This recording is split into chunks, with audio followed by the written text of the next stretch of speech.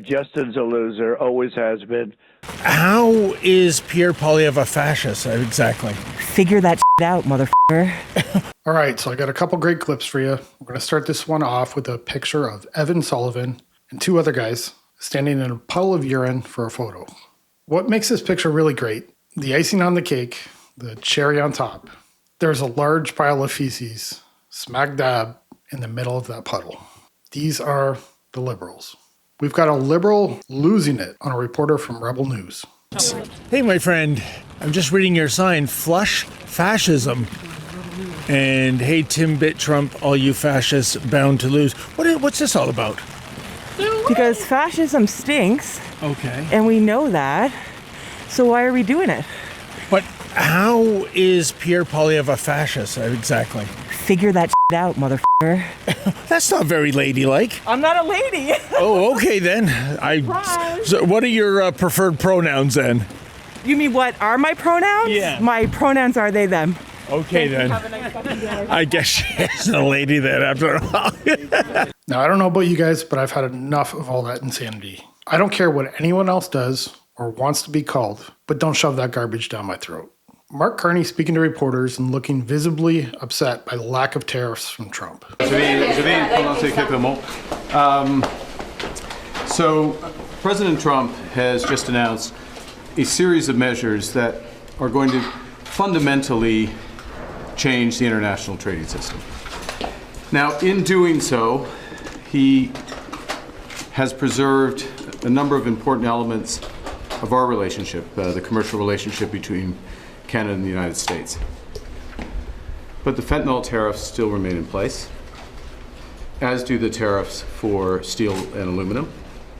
As of this evening, the tariffs on automobiles will enter into force, and the U.S. has signaled that there will be additional tariffs in so-called strategic sectors, pharmaceuticals, lumber, and semiconductors. Carney was banking on news of tariffs from Donald Trump. That's all he had to run on. He looks disappointed. He looks completely defeated. Everything he's been speaking about is irrelevant now, at least leading up to the election. Now, nobody wants to hear about Jagmeet Singh, but you're going to want to see this one. He recently collaborated with an online influencer, and I'll let you know who she is after we play the clip. You're going to want to see this one. You won't believe who she is.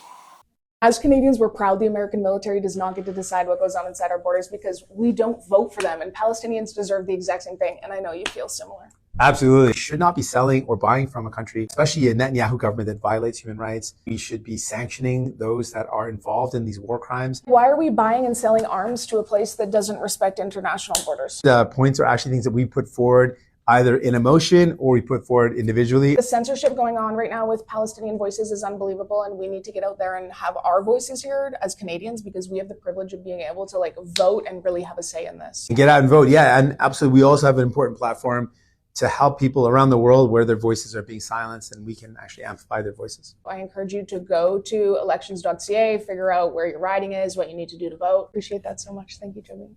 Her name is Jessica Weitz, and she's an OF model. She sells her adult content online for the low, low price of $10 a month. What a deal. I wouldn't look at that if she paid me. We've been flooded with these fake polls, and Danielle Smith saying out loud what we've all been thinking. CTV Bowling by Nano says that fewer than 25% of people on the prairies are against using oil and gas and other energy items to fight back against Donald Trump's tariffs. So why do you say that if Canada decided to use our resources to strike back at America, it would spark a unity crisis when it appears that the majority of Canadians would support such action? Well, I think it's a garbage poll, frankly. You can let your bosses know that, because what if we were to ask Albertans or Canadians this? Would you support export tariffs if it meant the U.S. would retaliate by shutting off Line 5 and leaving Ontario and Quebec without gasoline or aviation fuel at all? I think you'd get a different answer. I think people need to look at a map, see where Eastern Canada gets its oil and gas from, and realize that it's a very, very dangerous game to be talking about tariffing energy and to talk about turning the taps off. I think we saw that when it was attempted with electricity. The result was immediate. The Americans came forward with a 50% tariff on steel and aluminum, and it had to be walked back. So I don't even want to play with that fire on a cross-border trade worth $150 billion. That's it for this one. Let me know in the comments below what you thought. We'll see you in the next one. Bye.